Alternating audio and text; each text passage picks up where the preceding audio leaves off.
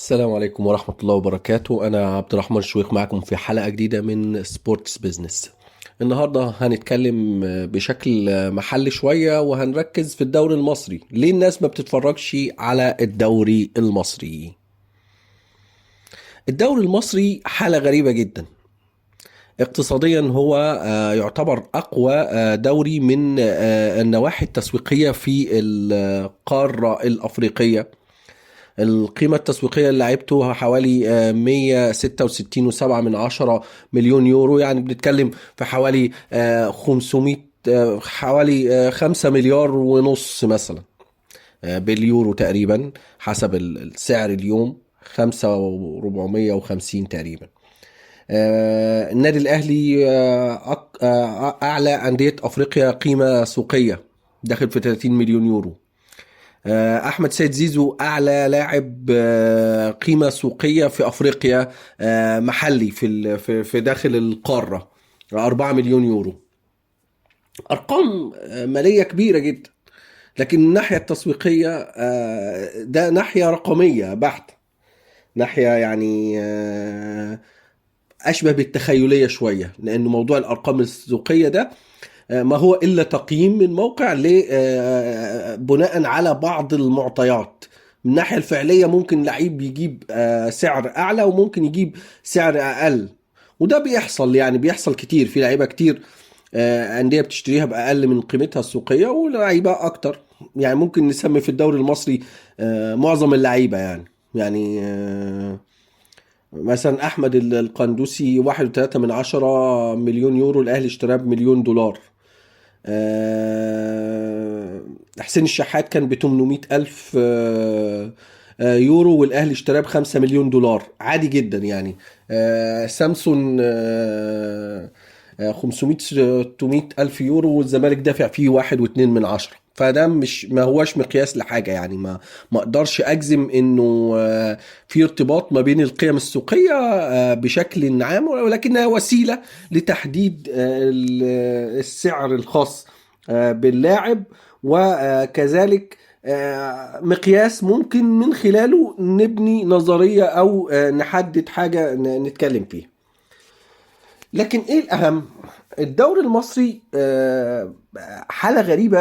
ليه الناس مش جاذب الناس بشكل كبير؟ الدنيا من بعد 2012 وغياب الجماهير تأثرت الفكرة بشكل عام. الناس عقليتها بدأت تتغير، بقى الجذب الأكتر، الأجيال الجديدة بتنجذب أكتر للكرة الأوروبية ومتعة المباريات الموجودة في الكرة الأوروبية، وبالتالي عدد كبير جدا من جماهير الدوري المصري اتجهت لمشاهدة الأندية الأوروبية، وما بقاش المصدر الاهتمام الأول ليها. غياب الجماهير مدي حالة كبيرة جدا من عدم الاستمتاع. انت يعني فكرة ان انت بتتفرج على مباراة في الدوري السعودي وتشوف البانرات تفوهات، وكذلك الدوري المغربي نفس الحالة، في حالة الدوري الجزائري، طبعا في دوري كبير جدا هو دوري جنوب افريقيا. فالحالة دي وجود الجمهور مخلي المنتج فيه نقص كبير. اضف لكده طبعا حاجة مهمة جدا، وهي سوء الارضيات. الملاعب عندنا ارضيتها سيئة جدا جدا جدا، ومتهالكة ومحتاجة صيانة ومحتاجة اعادة تعديل، ولازم نخلي بالنا من النقطة دي، لانه بتأثر جدا على المستوى. بنشوف حاجات صعبة جدا، فلازم نهتم بالملاعب. النقل التلفزيوني كارثي بمعنى الكلمة. فكرة انه انت باللقطة بتتعد مش شايفها كويس، مش قادر تحكم عليها. التحكيم طبعا، يعني فكرة ان انت تجيب حكم اجنبي او خبير اجنبي يدير لجنة التحكيم والتطوير، هو هيطور ازاي يعني؟ انا برضو الموضوع ده، يعني ايه آليات التطوير للحكام؟ هل هنديهم دورات تعليمية؟ هنساعدهم بإيه؟ ايه الآلية لده؟ فده برضو من القصص. موضوع النقل التلفزيوني ده يعني من أسوأ ما يكون. انت متخيل بتتفرج على مباراة، بتحس ان انت بتتفرج على مباراة من موبايل سنة 2005 مثلا. للأسف الشديد احنا العناصر بتاعت الصناعة، العناصر مكملة للصناعة، احنا الحاجة الوحيدة القوية عندنا بصراحة يعني فكرة ان انا اعمل استوديو تحليلي قبل الماتش ب3 ايام ونكمل بعده للشهر اللي جاي، ما عندناش مشكلة خالص. فده يعني فكرة ان انا بقعد ألمع في الحاجة وازود من التركيز عليها وعلى مستواها، وانا يعني اصلا اساسيات الصناعه دي مش مجهزها بالشكل المطلوب. عندي عجز كبير جدا في تنظيم اساسيات هذه الصناعه.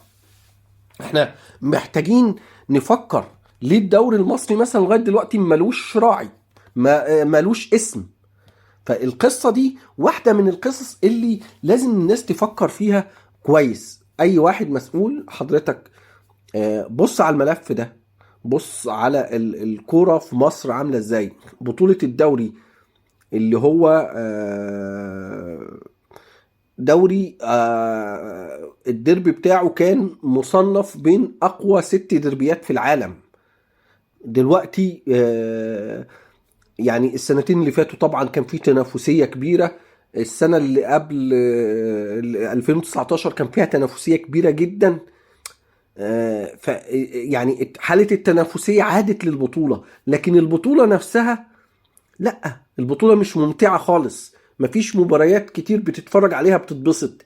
لو انت بتتفرج على اي ماتش في الدوري المصري وقصاده ماتش في اي حاجة تانية، اكيد مش هيلفت نظرك ماتش الدوري المصري ومش هتنجذب ليه الا لو انت يعني ليك هوى لاي نادي من الاندية اللي بتتابعها. لكن الموضوع بتاع الدوري المصري ده ارجوكوا يا جماعة مع الوقت كل مدى الامور بتنزل لاسفل. فالمفروض من دلوقتي، انا اتكلمت كتير في الموضوع ده، فالمفروض من دلوقتي نبدأ ندور على الحاجات اللي احنا نحسن بيها شكل المسابقة الرئيسية بتاعتنا. مش مجرد ان انا يعني اجيب خبير تحكيم اجنبي فخلاص الدنيا بقت تمام واتظبطت. لا، يعني القصة دي تحديدا محتاجة ان احنا نتكلم فيها بشكل كبير، نوضحها بشكل اكبر. لازم نبص على أساسيات الصناعة، نعدل شكلها علشان بعد كده ندخل في النواحي التنظيمية ونشتغل على الأندية نفسها. ازاي تختار لعيبة، ازاي يبقى ليها إدارة تسويق، ازاي تجذب المنتج، حاجات كتير جدا. انه انت بتجود شكل الصناعة دي. لكن فكرة ان انا الوضع الحالي ده، فكرة انه كل قوتي في ان انا يبقى عندي استوديو تحليلي اقعد اطلع قبل الماتش واتكلم واجيب حكم ياخد الحالات واعمل مش عارف ايه، وواحد يحلل اداء اللعيبة وواحد، لا، مش هي دي. يعني انا في الاخر انا كجمهور، انت كده بتقدم خدمة مختلفة.